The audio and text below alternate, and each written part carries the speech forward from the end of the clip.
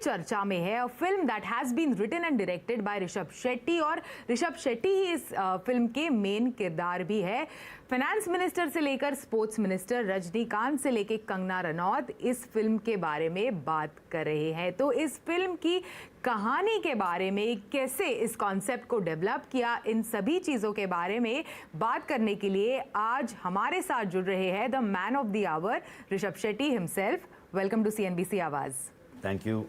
जैसे मैंने कहा, as I mention, everyone from finance minister से लेके sports minister to Kangana Ranaut, Rajinikanth, everyone is talking about Kantara. क्या आपने इस तरह की सक्सेस एक्सपेक्ट की थी, वो भी 1 महीने के समय में सिंस इट्स रिलीज? नहीं, मैं एक्सपेक्ट तो नहीं किया, लेकिन इनिशियल थॉट वाज मैं एक कोस्टल कर्नाटक का एक रीजनल कंटेंट लेके आ रहा हूँ, हमारा ट्रेडिशन और कल्चर के बारे में। सो ये कन्नड़ा में लोगों को जाना चाहिए, लोग कन्नड़ा में देखना चाहिए, एक थॉट था। लेकिन रिलीज होने के बाद कर्नाटक में कन्नड़ा लोग वो एक वर्ड ऑफ माउथ स्प्रेड किया है, वाइल्ड फायर जैसा वो स्प्रेड होते जा रहे हैं। उसके बाद हिंदी और दूसरे लैंग्वेज से भी बहुत सारे डिमांड्स आए, डब करो, रिलीज़ करो, ये सब करके। सो तुरंत तो 2 हफ्ते से पूरे पिक्चर डब करके रिलीज़ कर दिया हम लोग। यस, तो सबसे पहले कन्नड़ में रिलीज हुई। हिंदी को आने में आपने सोचा 2 हफ्ते बाद रिलीज की आपने हिंदी लैंग्वेज में, क्यों इतना वक्त लगाया आपने? इकट्ठा सारे लैंग्वेजेस में क्यों नहीं रिलीज हुई? मतलब इंटेंशन वाज कन्नड़ा में करना है, वो इंटेंशन था।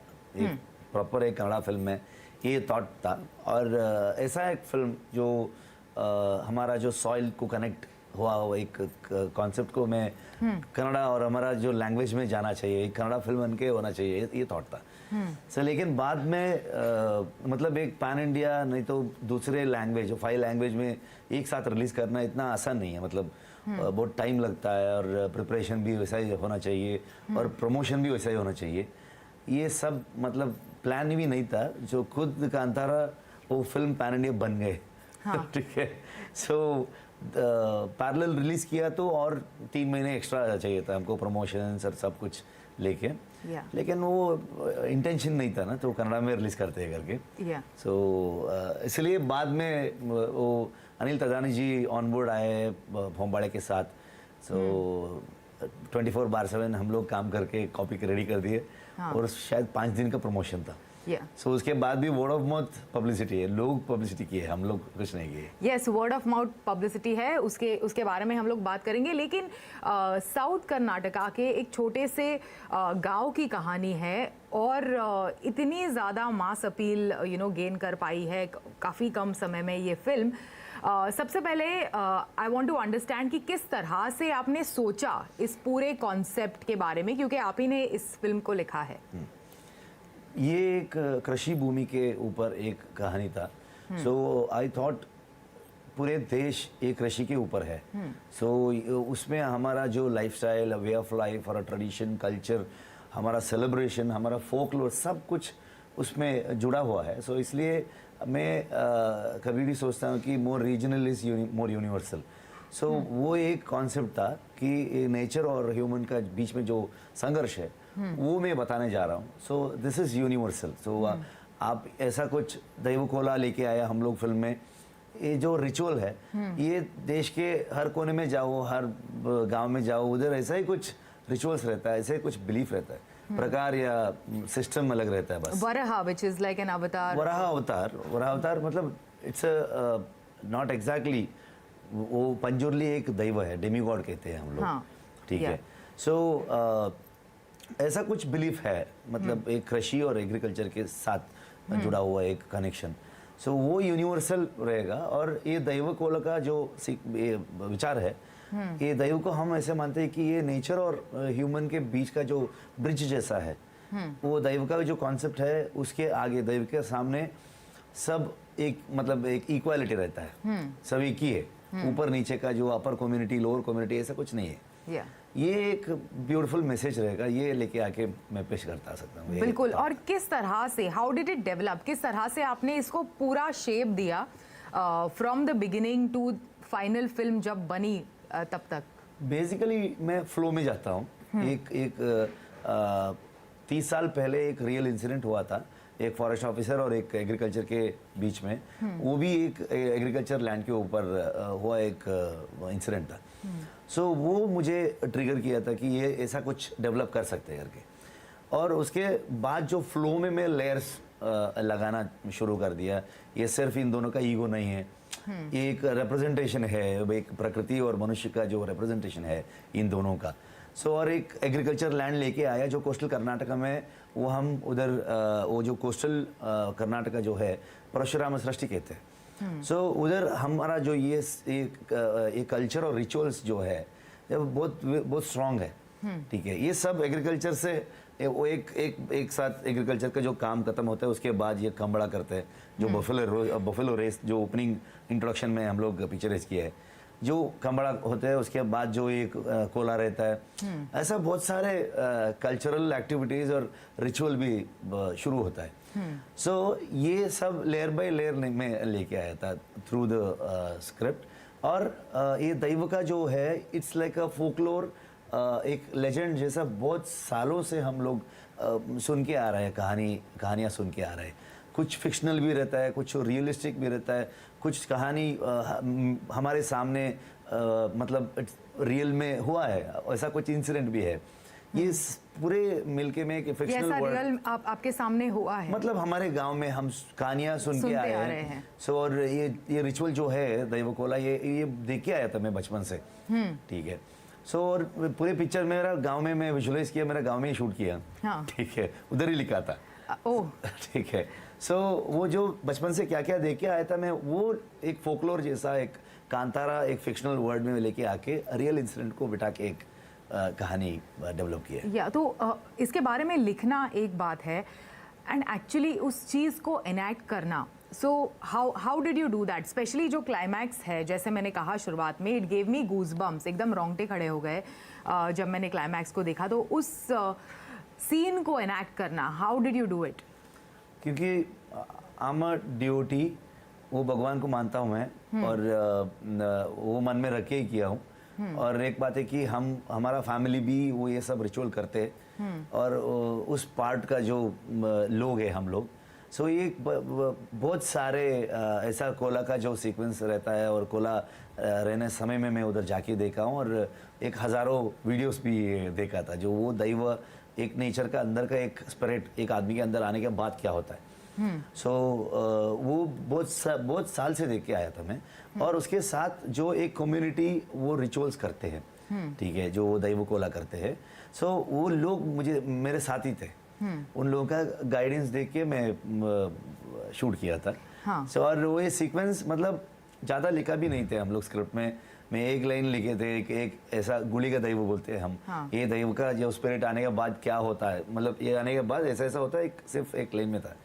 जो 4 विजुअल्स थे मन में, मतलब हाँ। सो किसी को भी पता नहीं था कैसे शूट करते हैं, सब लोग पूछ के जा रहे थे। पहले शॉट जो आप पिक्चर देखा है, जो एक चार्जिन आता है, एक बंदा इधर है और एक कैरेक्टर एंटर होता है, वो एक शॉट दिया था मैं। सो एंगल सेट किए और सिनेमेटोग्राफी में लाइटिंग खत्म करके हम लोग एक शॉट दिए। वो जो भी गूज़बम्प्स का आप क्या बता रहे हैं, हाँ। वो स्पॉट में 5-10 मिनट था।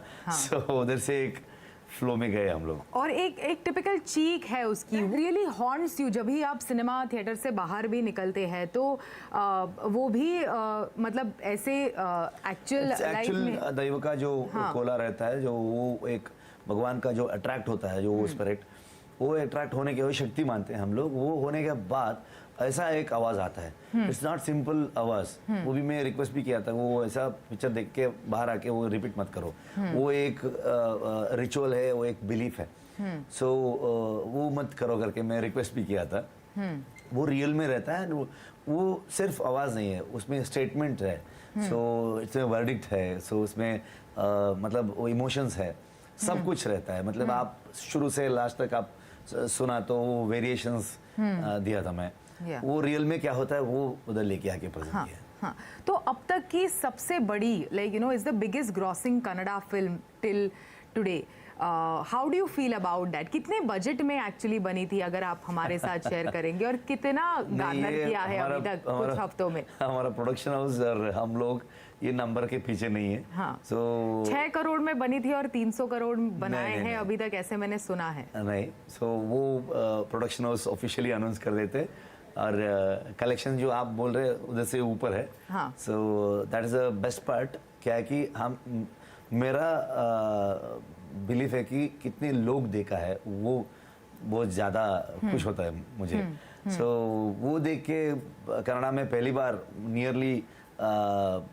नियरली करोड़ फुटफॉल हुआ है। सो वो पहली बार। सो आफ्टर KGF 2, सो यही प्रोडक्शन किया है KGF 2 ने। सो वो सेम प्रोडक्शन में ये उन लोगों का रिकॉर्ड उन लोगों ने खुद तोड़ दिए फुटफॉल के हिसाब से।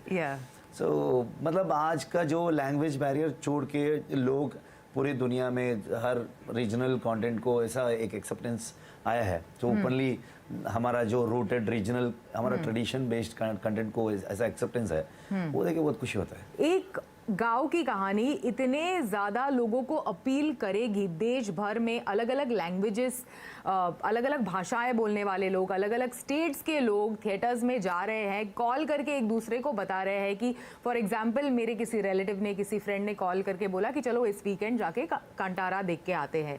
तो इस तरह की मास अपील जो है वो काफ़ी like it's quite shocking actually, don't you think? जो क्या है ना, हम सिनेमा हम कर नहीं सकते।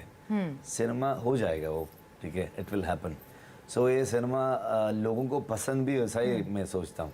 हम फोर्स नहीं कर सकते। अगर लोगों को पसंद आया तो लोग ऐसे वर्ड ऑफ माउथ स्प्रेड करते हैं, लेकिन वेरी रेयर ऐसा कुछ होता है कि इतने सारे लोग वर्ड ऑफ माउथ स्प्रेड करके, स्पेशली इन कर्नाटक ऑल्सो, बहुत 30-40 ईयर्स के बाद थिएटर आ रहे हैं।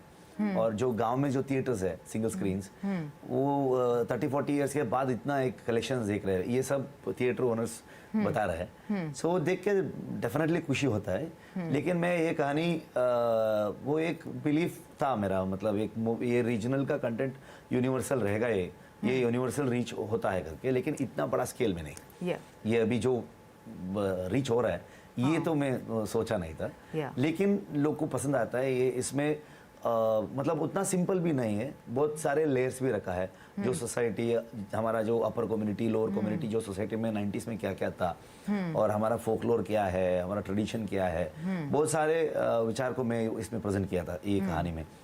सो लेकिन इतना बड़ा मैं नहीं सोचा था। तो एक तो खुशी है कि पहला मैं कन्नड़ा में रिलीज किया पूरी दुनिया में, मतलब ऑल ओवर द वर्ल्ड। सो हर जगह वही रिस्पॉन्स आया। उसके बाद हम लोग डब किए, जो मेरा मतलब इच्छा भी पूरी हुई। एक सिनेमा का सक्सेस लोग करते हैं, और लोग बात करके, वर्ड ऑफ माउथ स्प्रेड करके जो करते हैं ना, उसमें ज़्यादा और ताज्जुब की बात है, क्योंकि यू नो ये जो big like you know releases से पहले जो इतने ज़्यादा कैंपेन्स होते हैं, like you know media interactions होते हैं, मार्केटिंग स्ट्रैटेजी रहती है एक फिल्म के लॉन्च से पहले, उससे बिल्कुल परे रही ये फिल्म, उससे बिल्कुल दूर रही। वो मुझे अच्छा लग रहा है। वो अच्छा लग रहा है। True success I believe. जो इसलिए मैं लोगों का फिल्म बोल रहा हूँ, उनको एक क्रेडिट देना चाहता हूँ मैं। बहुत सारे फिल्म्स, इससे भी बहुत अच्छे फिल्म्स थिएटर में ज़्यादा रन नहीं हुआ, वर्ड ऑफ माउथ स्प्रेड होने से पहले ही थिएटर से निकाले। सो ऐसा भी कुछ हुआ है पहले। सो लेकिन कांतारा को इतना अच्छा एक रीच मिला जो लोगों की वजह से हुआ है। सो और इंटरेस्टिंगली पिछले 1 से 2 सालों में जो हिंदी सिनेमा है उसे छोड़कर लाइक यू नो कई साउथ लैंग्वेजेस में बनी हुई फिल्म्स सुपर डुपर हिट रही है, काफ़ी ऑडियंसेस में पॉपुलर रही है। खासकर ये बड़ा पेंडेमिक के बाद वाला ट्रेंड है, चाहे वो RRR हो, चाहे वो पुष्पा हो, KGF हो, या फिर कांतारा। तो उसके बारे में आपका क्या कहना है, क्यों ऐसा हम देख रहे हैं? मतलब पैंडेमिक के बाद जो लोगों को दूसरे लैंग्वेज का फिल्म देखने को एक मौका मिला। सो OTT प्लेटफॉर्म्स भी है उसमें। सो उसके बाद पूरे इंडिया में हम देखा तो लोगों का जो इमोशंस और बिलीफ क्या है, जो उनका जो रूटेड रीजनल ऐसा कुछ ट्रेडिशनल, वो उनका बिलीफ, इसके ऊपर जो कहानियाँ आए तो जो लोगों को ज़्यादा पसंद होता है। इससे पहले ज़्यादा उनका जो इमोशनली हर्ट होते थे, जो उनका जो बिलीफ है उसके उल्टे और एक ये बताना और उनका जो ट्रेडिशन के ऊपर जोक्स मारना, ये सब देख के लोगों को ज़्यादा नाराज़ होते थे। वो भी मैं देखा था। लेकिन हमारा जो ट्रेडिशन कल्चर को लेके आए तो लोगों को ज़्यादा पसंद होता है शायद। और एक डेवलपमेंट है कि अभी जो ये मतलब हिंदी, तेलुगु, तमिल, कन्नड़ा ऐसा कुछ बैरियर नहीं है। लोग इंडियन सिनेमा जैसे देखने चालू किए। सो अगर वो पैंडमिक के बाद लोग इतने सारे कन्नड़ा, मलयालम, तेलुगु और तमिल ऐसा फिल्म्स देखे, सेम एज बंगाली, मराठी, सब रीजनल लैंग्वेज का फिल्म देखा है। So people want to explore that rooted stories या बियॉन्ड द मास अपील। और जैसे आपने कहा OTT की वजह से उनका एक्सेस भी काफी ज्यादा बढ़ गया है। ये सारे पहले सिनेमास हम लोग ऐसा देखने कुछ के फॉरेन लिए। फिल्म्स या वर्ल्ड सिनेमा हम लोग फिल्म फेस्टिवल जाके देखते थे। हाँ, नहीं तो किससे वो होगा हार्ड डिस्क और किसी हार्ड ड्राइव में डिस्क में तो होगा, तो उधर मांग के हम लोग देखते थे और कुछ एक्सेस ही नहीं था। सो अभी आपको सारी दुनिया का हर लैंग्वेज का फिल्म आप देख सकते हो। करेक्ट। तो इसी नोट पर मेरा अगला सवाल है कि OTT पर जल्द ही रिलीज होने वाली है कांतारा, तो not as soon. Not as soon. तो वो ऐसे ही जा रहा है। हाँ। अभी तक थिएटर में इतना अच्छा चल रहा है and people really want to explore in experience in theatre. या सो वो एक्सपीरियंस हम ये नहीं कर सकते ना। बिल्कुल थिएट्रिकल एक्सपीरियंस के लिए है ही, लेकिन OTT से जैसे आपने कहा कि उससे ज्यादा लोग देख पाएंगे जो नहीं जा सकते हाँ। सिनेमा हाउसेज में, जिनके आसपास नहीं हुई है रिलीज। वो भी आएगा तो हाँ, थिएटर रन के बाद आएगा। या तो उससे क्या उम्मीदें हैं आपको? उससे of course theatrical release has set the tone, like कि इतना सक्सेस, फिनोमिनल सक्सेस मिला है, तो OTT प्लेटफॉर्म से क्या उम्मीद है आपको? डेफिनेटली ये कांतारा को बहुत सारे रिपीट ऑडियंस है। बहुत सारे लोग थिएटर में 10, 11, 12 टाइम्स ऐसा भी मतलब रिव्यूज और सोशल मीडिया में लिखे थे लोग। सो इतना वो रिपीट वैल्यू जो है, सो और भी देखने चाहते हैं लोग। वो लोग उधर मे बी सीनियर सिटीजन्स, उनको थिएटर जाना मुश्किल है। वो लोगों को, बहुत सारे लोगों को हम लोग उधर हॉस्पिटल जाके प्राइवेट स्क्रीनिंग भी दिए थे बेंगलुरु में और कर्नाटका में। सो ऐसा कुछ लोग इतने बात कर रहे फिल्म के ऊपर, तो मन करता है फिल्म देखने के लिए। तो OTT आए तो, और रिपीट ऑडियंस भी है, और किसी को थिएटर नहीं आ सकते हो, उन लोगों को भी एक अपॉर्चुनिटी मिलेगा। ओके। और कांतारा 2 बनाने के कोई प्लान्स आपके? अभी कुछ नहीं है, मतलब पूरा ब्लैंक हूँ मैं। सिर्फ कांतारा का ही अभी मतलब 35 डेज प्लस हो गया, अभी भी प्रमोशंस चल रहा है। वो कर रहा हूँ बस। चलिए, all the best and thank you so much हमारे साथ बात करने के लिए। Thank you for joining us today. Thank you. शिकार भी जोरों से चल रहा है।